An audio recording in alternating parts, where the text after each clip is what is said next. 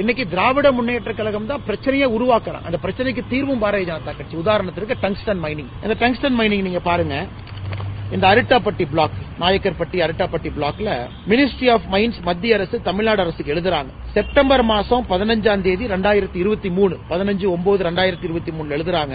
இந்த மாதிரி Nayakkarpatti tungsten black action பண்ணணும். தமிழக அரசு இதுவரைக்கும் சொல்றாங்க, நாங்க சொல்லவே இல்லை. 8/2/2024 அதாவது பிப்ரவரி மாசம் 8ஆம் தேதி 2024 தமிழக அரசு டங்ஸ்டன் மைனிங் பிளாக்க பத்தி டீடைல்டு இன்புட் மத்திய அரசு கொடுக்கறாங்க.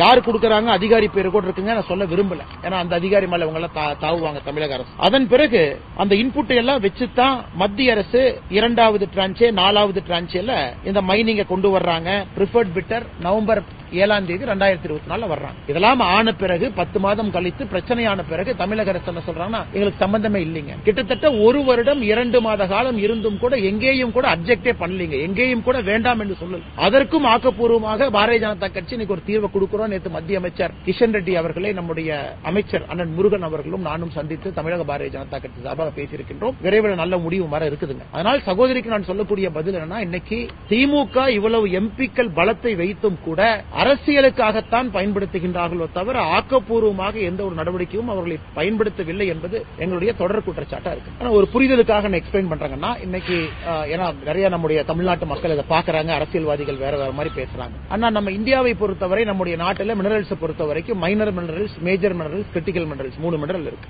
மத்திய அரசு உதாரணத்திற்கு இந்த நாயக்கர்பட்டி டங்ஸ்டன் பிளாக் மினரல் எடுத்துக்கிட்டீங்கன்னா அது ஒரு கிரிட்டிக்கல் மினரல். அதுல விற்பனை செய்யக்கூடிய ₹1 கூட மத்திய அரசுக்கு வராது.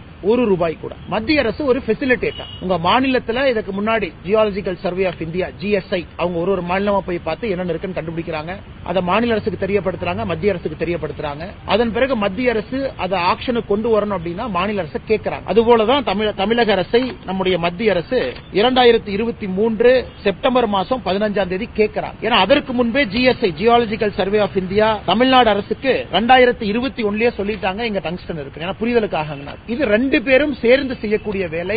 தமிழகத்தில் சில அரசியல்வாதிகள் சொல்வது போல மத்திய அரசுக்கு ₹1 கூட இதுல இருந்து பணம் வராதுங்கன்னா, டங்ஸ்டன் விற்கிற காசு எல்லாமே அந்த மினரல் ரைட்ஸ் மாநில அரசுக்கு போகுது. அதனாலதான் நீங்க ஒரிசா பாத்தீங்கன்னா பட்ஜெட்டுக்கு நிறைய பணம் மினரல் ரைட்ஸ் உங்களுக்கு வருது. மத்திய அரசு ஃபெசிலிட்டேட் மட்டும் தான் பண்றாங்க. ஃபெசிலிட்டேட் பண்ணுவதற்காக கேட்ட பொழுது மாநில அரசு அப்ஜெக்ட் பண்ணல. அதன் பிறகு டெண்டர் கண்டிஷன் மாநில அரசு அப்ஜெக்ட் பண்ணல. டெண்டர் போட்ட பிறகு அப்ஜெக்ட் பண்ணல. 10 மாதம் கழித்து டெண்டர் ஓபன் பண்ணி ஆன்லைன் டெண்டர்ல ஹிந்துஸ்தான் ஜிங்க் என்கின்ற நிறுவனத்திற்கு கிடைத்த பிறகு அங்க இருக்கக்கூடிய மக்கள் போராட்டம் அறிவிக்கிறாங்க. அதன் பிறகு மாநில அரசு அப்ஜெக்ட் பண்றாங்க. எதற்காக இதை சொல்ல வர்றாங்கன்னா, மாநில அரசு எப்பொழுதே சொல்லி இருக்கலாம், செப்டம்பர் மாசமே அங்க சமணர் படுகை இருக்கு, அழகர் மலை இருக்கு, 2000 ஆண்டு பழமையான மெகாலித்திக் பரியல் சைட் இருக்கு, எங்கேயும் சொல்லவில்லை. அந்த சம்பந்தப்பட்ட அதிகாரி மத்திய அரசு நான் பேரை சொல்ல விரும்பலீங்கன்னா அவர் சொல்லும் பொழுது கூட இவ்வளவு பெரிய acre biodiversity hotspot 20 square kilometre 18 square kilometre ஒன்னும் பிரச்சனை இல்லை.